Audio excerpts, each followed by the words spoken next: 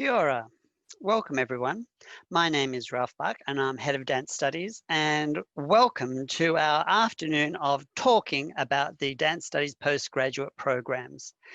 Joined with me this afternoon are some other wonderful people, and I'm just going to quickly say their name and they can introduce themselves. So first of all, we have Sarah Foster-Sproull. Sarah, say a big hello. Hello, I'm Sarah. Say more than that. I promise. I work as a senior lecturer in the Dance Studies program. I'm new this year, but I've taught there for a long time.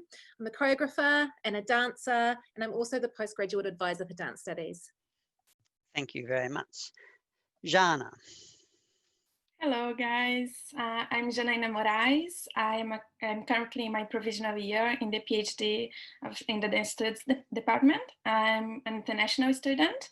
I come from Brazil, and we talk a little bit more soon.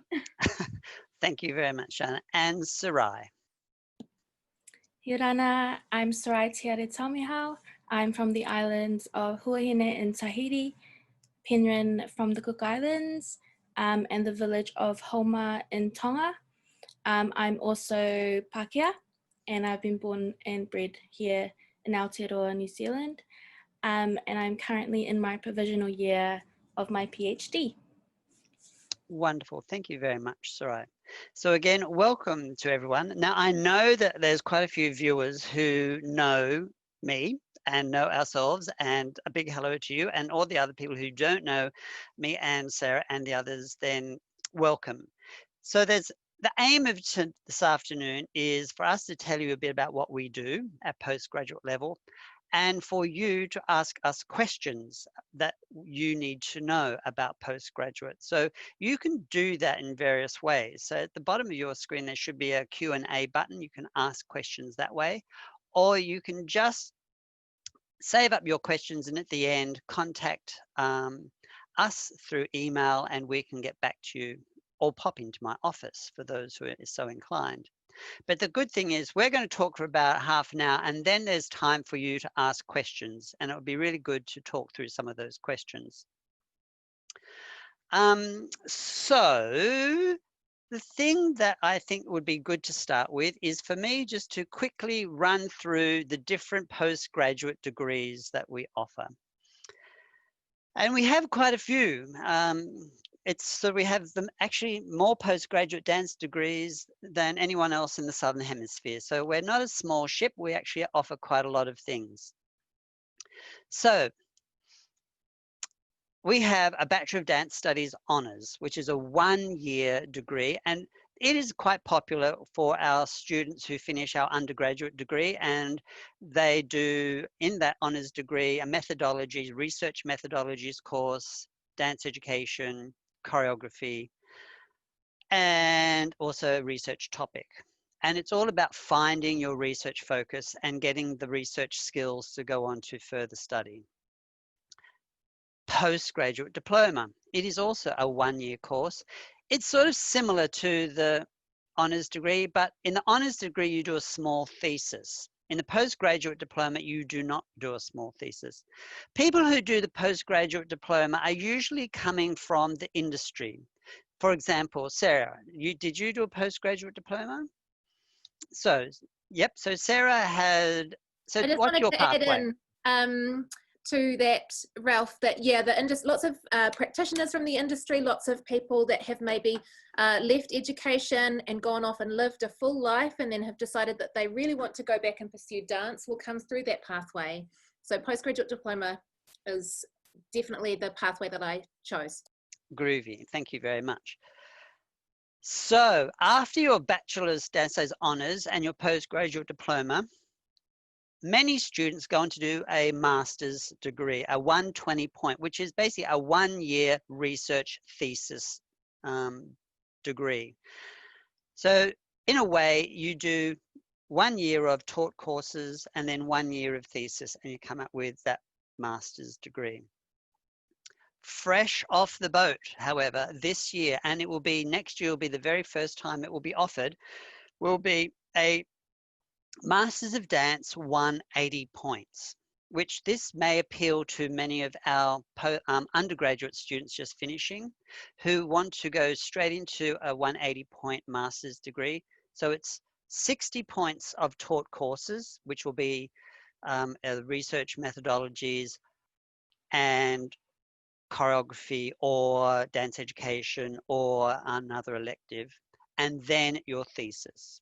So that's a new thing, a 180. So it's basically 1.5 years to do that. We so also, yep. just firing in there, that one is eligible for people who have completed a bachelor's qualification from any institution. Yes, that's a very good point. Thank you very, very much.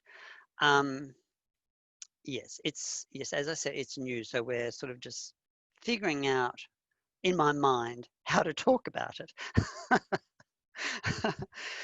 Another 1-year master's degree is a Master's of Community Dance. And this is exactly what it is. The focus is on community dance and the focus is on a research thesis. And we have students who come from the Beijing Dance Academy in China who, in particular, join us with this Masters of Community Dance. Having said that, we have also had students from America and New Zealand do that 1-year Masters of Community Dance if you choose to focus in it. Then we have our Masters of Dance Movement Therapy. It's a 2-year full-time degree. Now, the very unique thing about our Masters of Dance Movement Therapy is that it's a combination of clinical practice and research. We are, I think, probably one of the very few places in the world that has combined them. The good thing about that is that you get an amazing degree and you're doing the research and the clinical practice, so you're getting the theory and the practice. The tricky part of it is it's full on. It's really quite intense. But those who are doing it now are enjoying it. So the first year is a whole suite of taught courses and placement. So you have to get placement out in a therapy context. And we help you organizing that. And then your second year is when you do your thesis, basically 1-year thesis. And as you do your thesis in the second year, you have to also still be doing placements. The aim of that degree, at the end, you are ready to be a dance movement therapist. You still have to do so many hours of actual practice before you become fully registered, but you're all set up to do that. So it's really an important thing. It's a professionally accredited degree. So we work with the profession in how we organize that degree, so as we make sure that we meet the profession requirements. Our final degree is our PhD in dance studies. It's a PhD, come what may. It's the same as a PhD in physics, a PhD in English, a PhD in come what may. It's just, you can focus on the subject of dance and whatever your research area is. So when you graduate with a PhD, full stop. But you just happen to be doing it in dance. And it is typically 3 years to 4 years long, and it's full-time. And it's a very, very enjoyable journey where you really dig down into your research area and points of interest where you're wanting to make your mark in the world. So as I said, there are these pathways from undergraduate to honours, undergraduate to postgraduate diploma, then on to masters, undergraduate to 180-point degrees, and then from industry to postgraduate diploma to masters to PhD, undergraduate to masters in dance movement therapy. So there's quite a few different pathways available. We are in the planning of some more masters, possibly. We're thinking of introducing a master's in creative practice and choreography in the future because we see that there's a lot of interest there. Jeanne is quite interested in that. And we may have to employ Jeanne to teach it. Who knows? But there's a whole different area of interest in that field of research. So it's really good. in all of that, we partner with different people around the world, different institutions, and they send us students and we send them students, and likewise with teachers. And so there's lots of opportunity for networking and I would say international travel, but I won't say that just now. But in the future, that is usually the case, where we have taken postgraduates to all different parts of the world and New Zealand to look into what we do. But I'm going to now cut to Sarah and Sarai and Jana to ask them to share about their story, where they've come from, where they're going, what kind of degree they're doing right now, and why, like what's the career or the interest in all of that. So Sarah, you're first because you're just first on my screen, so off you go. Hi everyone, I just wanted to answer one of the questions live because I think that would be a cool thing to do. We have someone asking what postgraduate study in dance, where that could take you. And so I just jotted down a few things that I'd like to share with you now, things that our students are currently doing out in the industry, in the real world, with their qualifications from dance studies.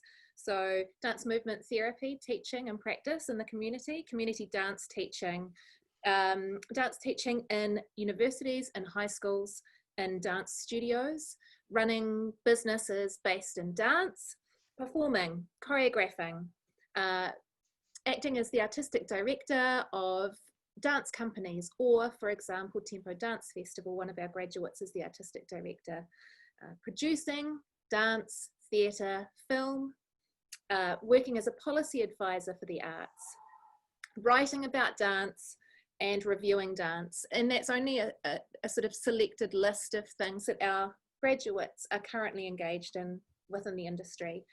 So we find often that our graduates have portfolio careers with a focus maybe on one thing over another, but that we are working really hard to support the learning journeys and aspirations of our students, who are all really diverse and different. So I'll just say a few things about myself. I like to be quite organized, so I wrote some things down. I typed it out and then I printed it out just before. So that's too much, Sarah. Too much. Gotta calm down. So I came to, as I mentioned before, I came to dance studies from the industry as a performer and choreographer based in New Zealand and predominantly the UK. And then I came back to New Zealand and had a family here.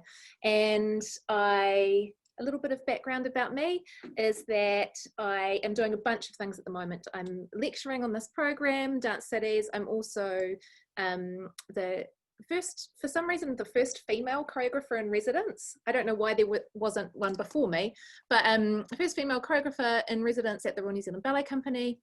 I'm also a fellow of the Centre for Ballet and the Arts at NYU and a recent session choreographer for the New York Choreographic Institute, which is affiliated with the New York City Ballet. I'm not going to New York though. Unfortunately, I have to do everything over Zoom, so this is all new learning. So I, in my professional career, was really desiring a little bit more critical engagement with the process of dance making. So I looked to my peers for inspiration, my peers Rosemary Martin, who's now an associate professor at NTNU in Norway, and my peer Sarah Knox, who I teach alongside at the University of Auckland Dance Studies program. And those women inspired me because they decided to go to undertake postgraduate study. And I thought, well, they're pretty smart and I'd like to be around them a little bit more. So I decided to do a postgraduate diploma in, at that stage, Creative Arts and Industries. It's now a postgraduate diploma in Dance Studies. This really cracked my mind open to the ways in which I could develop my artwork, engage with other people, and challenge and enhance my teaching practice, which I had done a lot of up until the point that I came to Dance Studies. And I thought at the end of that postgraduate diploma year, where I had been able to make a lot of stuff with my peers, where I'd been able to get to know a lot of different people, where I'd had my first taste of community dance practice. That's something that I had not encountered before, where I got to write about my own research interests, I thought, well, crikey, I best get enrolling in a master's. So I did that. I undertook a master's. My supervisors were Associate Professor Nicholas Rowe and Associate Professor Rosemary Martin. So my friend was my supervisor, which was a really, really cool experience. That was not a creative practice master's. That was a written exegesis, an ethnographic study of dancers' experiences of dance making in Singapore, engaging economic theory as a theoretical lens alongside dancer-centeredness. What does that mean? It means that I was looking at the way that dancers were engaging in dance making processes and how the leadership of those environments affected the dancers' experiences of them. So that study has led me into a whole new way about thinking about how I might conduct my choreographic research in the studio with dancers, and has really transformed the way that I interact and instigate the creative work that I'm making. After that, I thought, well, crikey, that was a good experience. Let's go on to a PhD. So I enrolled in a PhD, and I'm in my second year. I've passed my provisional year last year, and I'm swapping from a written exegesis to a creative practice exegesis. So what does that mean? I'm making stuff. I'm figuring out what that stuff is. I'm making so many mistakes and I'm loving it. And I'm also making some really big discoveries for myself. My topic is looking at the intersections of vital materialism, feminism, and craftswomanship within choreographic practice. Let me just refer to my notes because I've gone off-piste. My PhD supervisor is Ralph and Rose Martin, who's at NTNU, but she is, was a long-time dance studies staff member. This relationship is really supportive and rigorous and challenging. I feel that I'm capable when I'm talking to my supervisors to be myself and to express all of the nuances of the research relationship, the research experience. I remake stuff a lot and I rewrite stuff a lot. It's an ongoing process. I'm part-time now because I'm teaching full-time in the program as well.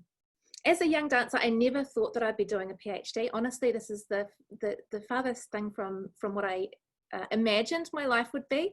I thought that I would be a lawyer, but surprise, I'm not. So I think what I really appreciate about the dance studies environment is that it's not, you're not surrounding yourself with people just like you. Our program is so freaking diverse. And that's one of the key learning experiences that I've had, is being around really diverse human beings with diverse research interests in an inclusive environment where it's expected that we all accept and support each other. Yeah, I've got just a couple more things to say. Hurry up.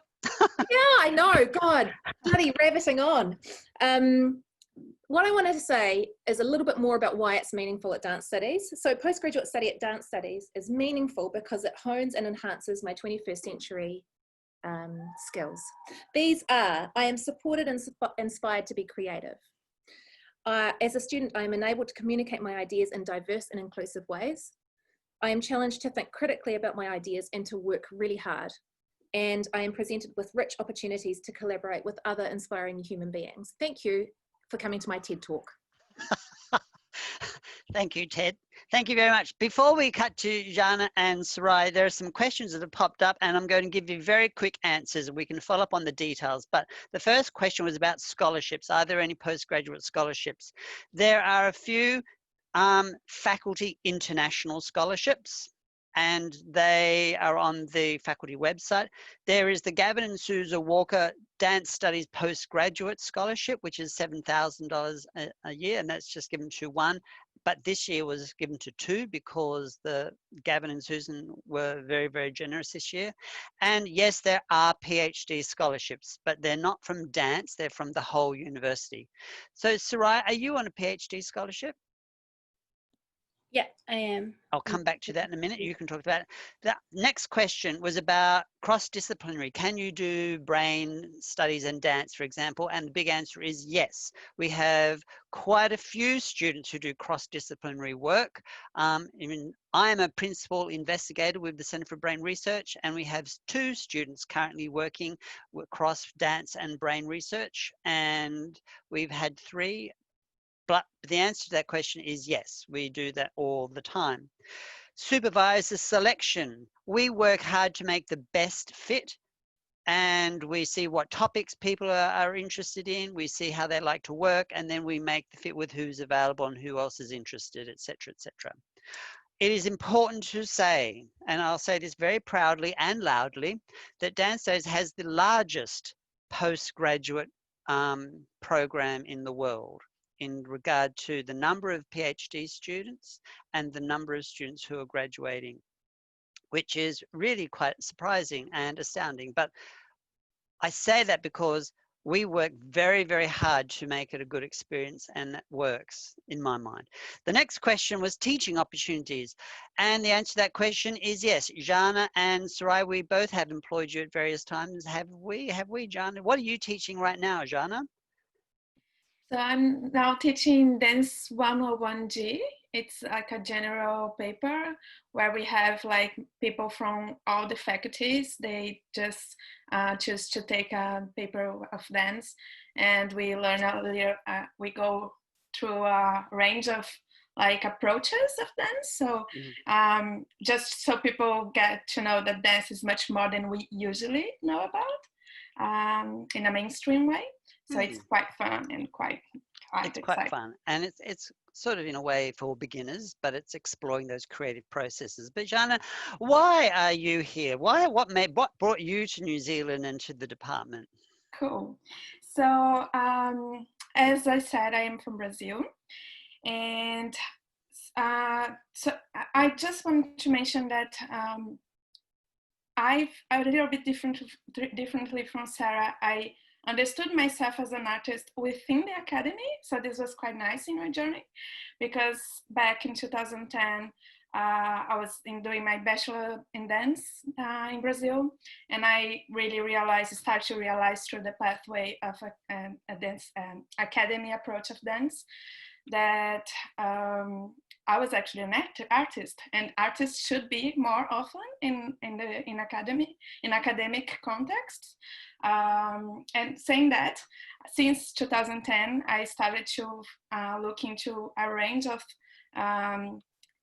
ways of approaching my career, the thing that I'm moved about doing.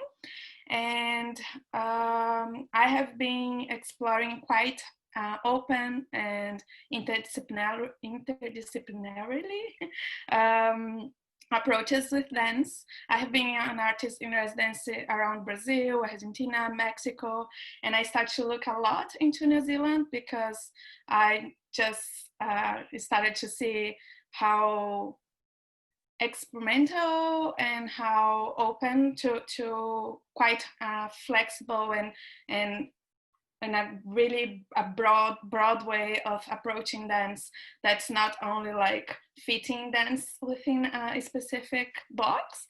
And I found this quite beautifully, so I started to look more into these programs. And actually, and so I also wrote down, because I usually ramble a lot. So actually I thought I could share real quick a little bit about my journey since I decided to apply to the program. When I was still doing my master's in Brazil.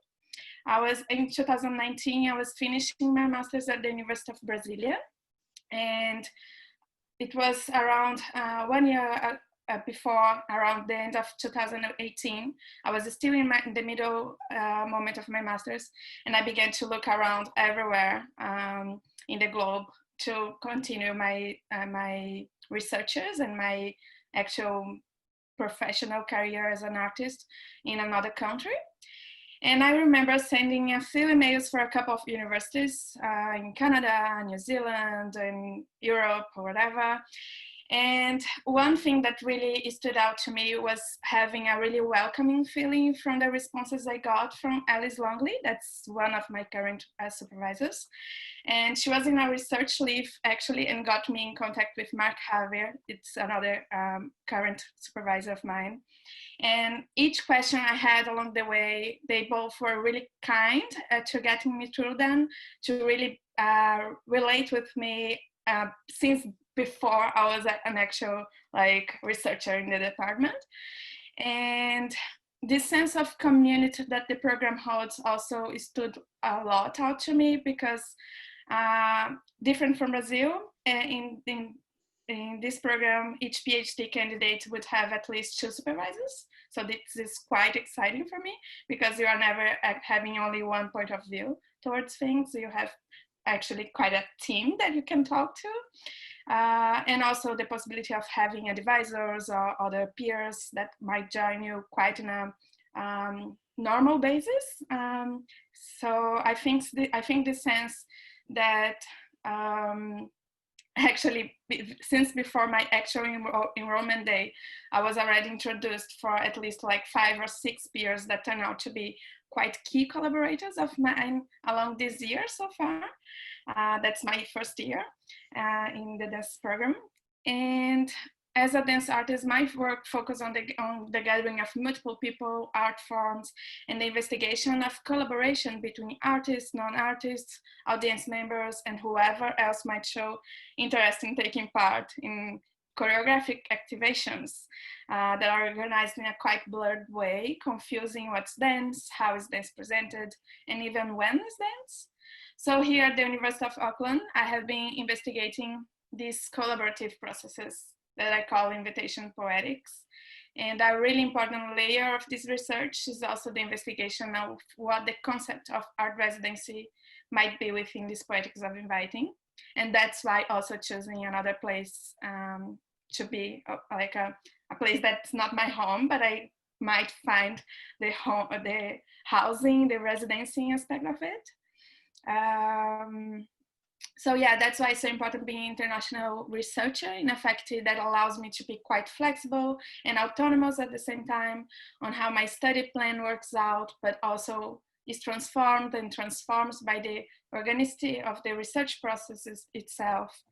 And for example, and I just want to mention this because it was quite crucial for me so far, that when I first arrived here, my initial plan was to organize a series of art residencies to get to know people, how people think and make dance in Aotearoa. But I was surprised, as everyone was surprised, by the outbreak of the pandemic. And these constraints of such an intervention has been quite decisive for each unforeseen decision makings on how to listen the context, allow me to reinvent myself as a researcher, artist, and even human being. And during this process, I have been having a lot of support of the team, of everyone, supervisors, professors, lecturers, colleagues, and the dance community itself. So I think it's quite important to emphasize this particular experience of having people around, even if we have this sense of, sometimes we think that with this craziness of having to relearn about how to share space in isolation, and moreover, being a PhD researcher could be quite lonely, but I have been finding quite an opposite experience of having people with a really strong sense of community working to get in experimental ways of remaining and sustaining these creative approaches and this support through what an academic context might shows. Thank you very much, Shana. And I'm come back to you in a minute. And Soraya, I'll come to you in 30 seconds. I'm just going to whiz through some questions. I think they've been answered, but I'll just quickly speak to some. Someone asked, do PhDs get employed? It's not guaranteed. I want to be quite clear, there's no guarantee of employment, but we try our hardest to employ our postgraduates and our PhDs especially. Do we have any interdisciplinary work with the Faculty of Education? We talk with the staff at the Faculty of Education a lot. There are dance study staff over there, Adrian Sampson and Patrice O'Brien. A lot of our students do study here and then go to the Faculty of Education to do a graduate diploma in teaching and go on to be secondary school teachers, etc. We can talk about that. But the person who asked about the whole interplay between studio education and education in schools, great topic. Come and speak to me about that and we can make that happen. International students traveling, well, that's the big question. And that is beyond the university. That's a government issue. And we just have to watch that space. So there is no answer to that question. I'm sorry. I could guess, I could throw dates out there, but that would be a guess. Classes are commencing on Monday for all of you third years out there in the wide world. Monday, next Monday. Be here or be square. It's all go. Dedicated studio spaces for postgraduate. We've got the world's best dedicated spaces for postgraduates upstairs, and they're fabulous. And so PhDs get their own little desk area and cupboard, and masters and honors get their space, but they share. So it's like a mobile desk, but there's plenty of things. Another question was about networking opportunities. Yes, yes, yes. We bring industry in. We give you opportunities to be working out there as well. Everyone knows who we are and what we do. All of this, of course, is pending pandemics and social distancing and lockdown situations. So we just have to play that as we feel it. And it's not so straightforward, but the key thing, as Jana said, is we aim to support, we aim to provide a community, and we aim to provide a network. And that's what we try to do. It's not always straightforward, and it's not always as simple as that.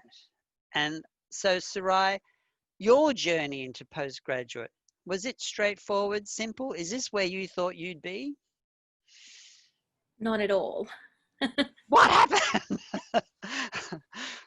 I started in undergrad, and I didn't even think about postgrad when I was in undergrad. I didn't even think it was something that I would be doing or that I could do. I kind of just came into the degree thinking, oh, maybe I'll become a dancer, performer, maybe a teacher. And then I found out I don't really like teaching kids as much. But then I get into, I think it was mainly from my second year in undergrad, I started thinking more about my cultural identity. And because I'm such a fruit salad, like there's so many pieces of me and my cultures and stuff. I was always thinking about, oh, where do I belong? And I found some great peers, some great friends who have become my family through the degree, who I worked with not only at uni but also outside of uni in different projects, traveling the world, doing all of that fun stuff, and really kind of getting to know myself in that process as well. And then it wasn't until my third year when I was sent an email about the summer scholarship, the summer research scholarship. I think Alice sent it out, but it was like, oh, do you want to do this? Do you want to do that? Whatever. And then I talked to Dr. Mark Harvey, who is my supervisor at the moment, and he was my supervisor for my honours. And we talked a bit about what I could do, what I want to do, and where it could take me. And I decided I do want to go more in the route of kind of not discovering, but navigating my cultural identity, which is something that I'm still exploring and navigating, negotiating today. So I did that. I was fortunate enough to be awarded the Summer Research Scholarship with, I think, 4 others, maybe. And so I got to go to, when we were allowed to travel, I got to go to Tahiti, where my papa, my grandfather on my dad's side is from, and I got to learn more about that. But in that process, I really thought about, oh, okay, this research thing is like, it's kind of cool. I'm like learning heaps and heaps and heaps and heaps. And that's something I discovered that I like doing. I like learning. And then I just discovered that I actually do like writing too. So then I decided to do my honours. And let me tell you, you really have to be interested in what you are doing, otherwise you will not get through it. That's the truth. You have to be interested. If you're not interested, it's going to be a trick. I did my honours last year, and it was the most rewarding but most exhausting year of my life so far. It is true, you have to be interested, otherwise you're not going to do the work, and then you're not going to graduate, or you won't put up the best work that you could put up. And it's hard. Like if you don't like writing, if you don't like reading, it will be hard. But if you're interested in what you're doing, then it makes it so much easier. And so, yeah, I did that. My supervisor was Mark again. And I did a creative practice dissertation at my second semester. And then after that, I was tasked with the decision, because I decided I do want to carry on, do I go into masters, or do I jump right in headfirst into my PhD at 22? And I had a massive conversation with Dr. Tia Rehana, who is my supervisor, my co-supervisor now. And she was very supportive and my ability to do my PhD. And so after that big discussion, I decided to jump headfirst, and I'm doing my PhD. And it's hard. It's hard, especially in these times. I began in May, which is a bit later than I would have hoped because of the COVID situation. It's a lot of reading, it's a lot of writing and a lot of thinking, but it is quite, I'll say, rewarding again to learn new things all the time. I was blessed, super blessed, to be able to have been awarded the PhD scholarship. And honestly, if I didn't get that scholarship, then I probably wouldn't have been able to do my PhD. It's just financially it wasn't financially possible for me to do it. And so that was great. And then I've also been fortunate enough to be employed by Dance Studies. So I've just finished teaching the tertiary foundation course for creative arts and industries. The dance module was only 3 weeks, but it was quite a learning experience teaching on Zoom. And yeah, my research, going back to my PhD, my research question is, what can be uncovered by negotiating Pacific and Māori cultural identity through choreographic exploration and performance within a tertiary education context? Now, I am doing a creative practice thesis, whatever you call it, and I am focusing a lot on my previous interests and current interests in belonging and where do we belong, and all of that jazz. And I'm very excited and very happy to be working with our Pacific and Māori students, a select few, from our dance studies undergrad program. Yeah, I think that is all I have to say for now. Groovy. I'll come back to you as well, Sarai, in a minute. We have some more questions, which I'm just going to very quickly answer again. PhD topic lead in time. So when you apply for PhD, so Jean and Sarai, when you applied to do a PhD, like you had to go online and fill in the form, but you also had to write something about your topic. How much did you have to write, and how definite was that? Jana. So it's definitely not definite. Yes. That's really good. I was surprised that actually for me, I'm used to write really big projects for applications, and this was quite straightforward. I mean, I had to synthesize lots of things, what was quite hard for me, but was really good because then you get to really get to an initial plan, and I feel it's more like a plan that's totally open to changes within the process. I hope so, but I'm pretty sure it is. And yeah, there's this research intent. I never know. Yeah, research intent, yes. And because there is the creative component, I would have also to envision a few possible outcomes or how this could be embodied somehow within the. Yeah, just to add into what you're saying, Jana, it's sort of like you write your statement of research intent when you apply for your PhD, and then you spend the first year of your PhD writing the actual proposal, figuring out really what's going to be the nugget of your PhD. And so that's quite an involved process, and Dance Studies recognises that it takes a while to really get to the essence of your PhD research.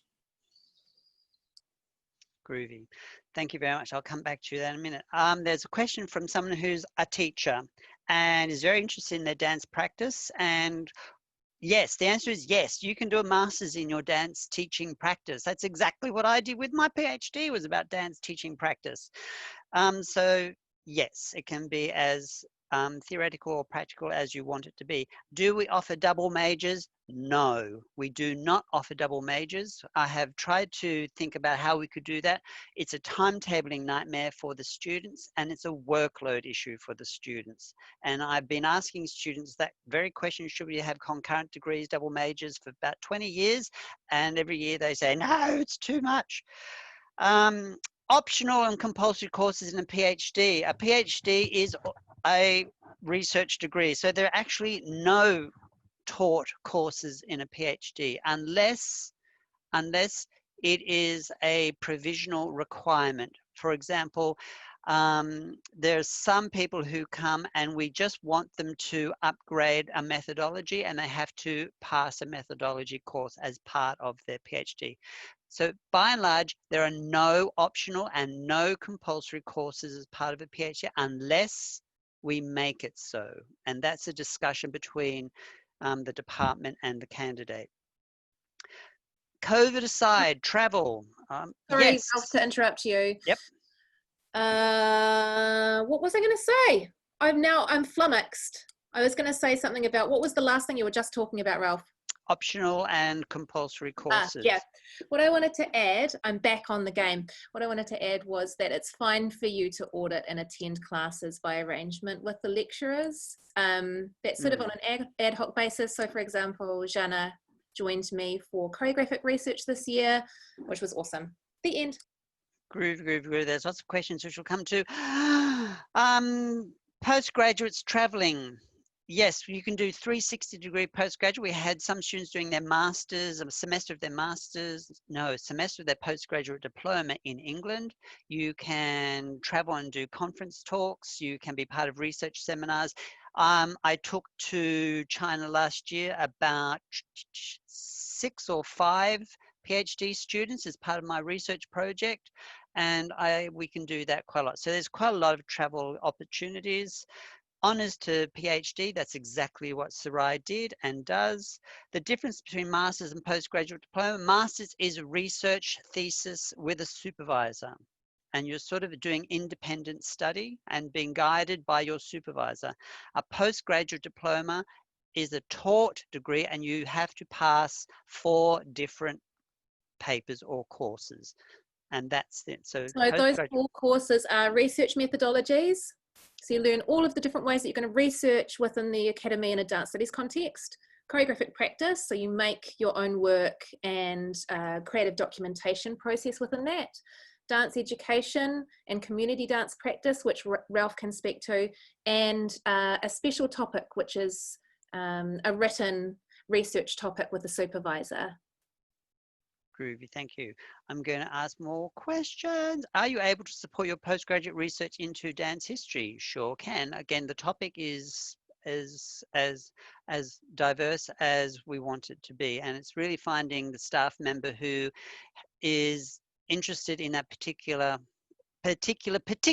aspect of dance history, because there's lots of different dance histories we could talk about, which is very, very interesting. How has Zoom study been? We'll come back to that in a minute. What are the styles of dance provided, dealt with in technique classes? Sarai, in your technique classes, what did you do? In our technique classes, it's Yep. been a while since I've been in technique class, but we learned about contemporary technique, at least when I was there. So that's a lot of like the pliés, safe dance practices, not falling onto your knees doing knee drops and injuring yourself because you can't land, you're not supposed to land on a certain part of your knee. These were all new things to me, and a lot of other people who started in the degree. We learned a lot about musicality and about using different parts of the body in a lot of different ways, learning right side and left side. It's a mind-boggling thing, that left and right, and I still can't get it. So don't worry, all of you people out there who can't figure out left and right. Yeah, I still have a few videos from when we like practice, and there was a certain phrase, no one could do it. No one could do it right, but you know, fake it till you make it. And that's right, fake it till you make it. I've spent my life doing, I'm a HF department, faking until I make it. It's one of the key skills. Key skill. But Sarah Foster, you teach it. So what do you teach? Yeah, so I teach a release-based technique, which is very much rooted in traditions of Aotearoa New Zealand dance practitioners. So people like, my lineage is Douglas Wright and Michael Parmenter. So those are the sorts of things. I try and bring that into my teaching practice. Sarah Knox teaches a similar style of class. We also have Mabingo, who is teaching West African dance as a dance technique. So we've got lots of different angles that we're approaching dance technique from. It's not one lineage, it's definitely diverse. We also have classes in ballet, in ballroom, in hip hop, and improvisation. We're covering a variety of different approaches to teaching technique, not just one lens. Thank you. And that's really important. When you come into class, I do not want you to leave your culture or your body or anything outside. You have to bring it in. Everyone has something. And that's what makes the classes so wonderful, is when you bring in that culture, you bring in that identity, you bring in whatever it is you want to bring in. Whereas no sort of one shape, one size, one gender, one anything. It's a lovely mix of humanity. So I'm coming, the whole community dance degree. So community dance focuses on community, on what's happening from the participants' point of view, from people who are just wanting to participate in and be included in dance in various contexts. And an example of this is, for example, I'm just thinking of some students right now, and they're studying a huge community dance movement in China, and they call it square dance, or not guang, I can't remember how you say it in Chinese. But it's all about people dancing in public spaces, and there's no necessary organization. It's just a join in, you go along and you just join in and do it. But it's a fascinating field because it's basically the largest dance movement in the world, and it's led by middle-aged and older women, and they're just turning up, often with their grandkids, and they're doing it around the end of the day, early evening kind, when they sort of have finished making dinner, and they're going out to squares and dancing. And it's just amazing because, so studying that and understanding why that happens and why it doesn't happen in other parts of the world, and how it changes or shapes urban planning, and how we think about the future of our communities. How does dance follow a community, define a community? What is a community? Is community a place thing, or is it a feeling thing, or is it an online thing? Someone asked, how has Zoom study been online? I tell you, we have made technological communities online, and it's been weird, but good at the same time. It's so like you can really look down some people's noses, and you can really get to know some people in a totally different way. But Jana, how was your teaching online in Zoom?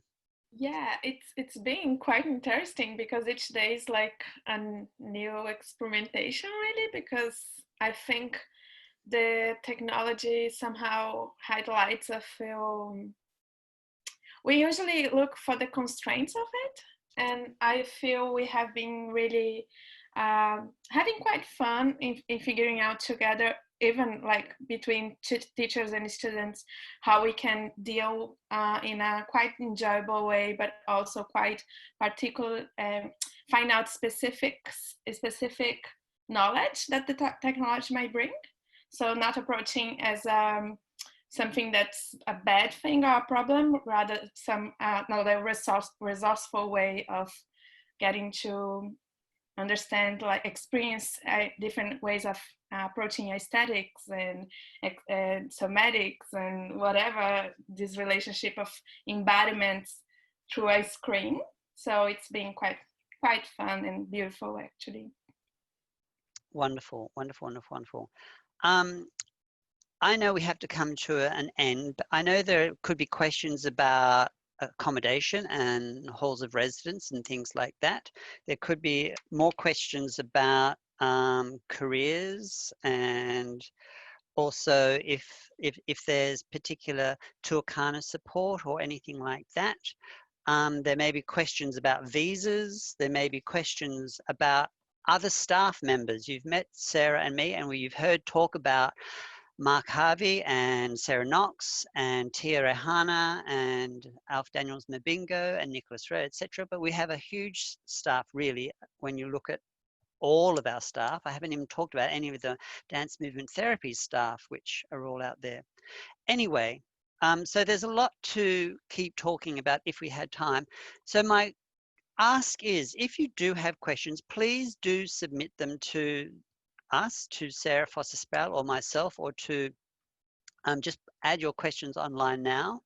Or for all of those students who are watching this who can pop in next week, or if you're just in town, pop in, then do pop in and come and see Sarah and or me, and we can answer your questions. Don't be shy.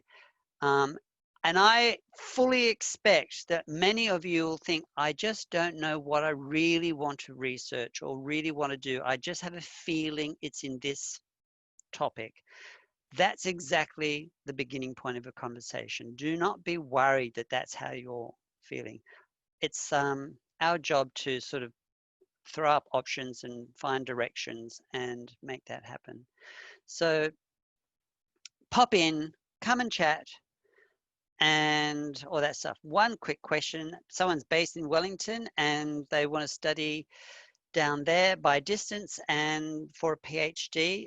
That's a good question for a PhD. The current rules are that you have to be here for a certain amount of time, but I know because of COVID that the graduate studies is shifting that plan. Travel is not such a problem. But whoever asked that question, Bree, please stay tuned and follow up, because it's not such a straightforward answer. I just wanted to say for anyone that does want to visit us or to make contact, that my email is all lowercase s.foster-sproul. So Foster standard, Foster F-O-S-T-E-R, Sproull, it's S-P for Peter, R-O-U-L-L at auckland.ac.nz. Please send me an email. I'm very friendly. Thank you, Sarah, and thank you, Adam. And before we say goodbye, I really got to say thank you, Jean, and thank you, Sarai, for joining us this afternoon. And it's been really good. Thank you, Sarah. It's always lovely to hear stories of where people come from and where people are going. So that's it, really. So unless you want to say anything else, Jean or Sarai, have a quick, how do you say goodbye in Portuguese?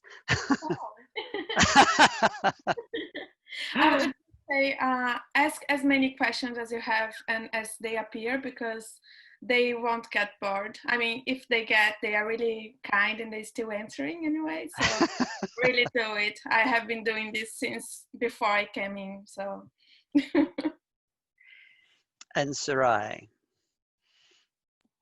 I just want to say, but well, because I am also the Tōkana mentor, I'm always open, especially for students who are current students, to contact me if you have any questions at all about the honours, about balancing time, organisation, and all of that.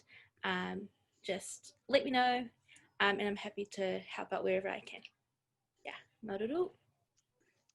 Kia ora. Thank you very much, Sarai. Thank you, Jana. Thank you, Sarah. And thank you, everyone, for joining us for this webinar. It's been another fun chat, but I tell you, it's more fun when you come and join us in our offices and you bounce around the department. So we look forward to seeing you. And I think sliding up on the screen will be a thank you and goodbye kind of slide, but that's over and out from me, and goodbye.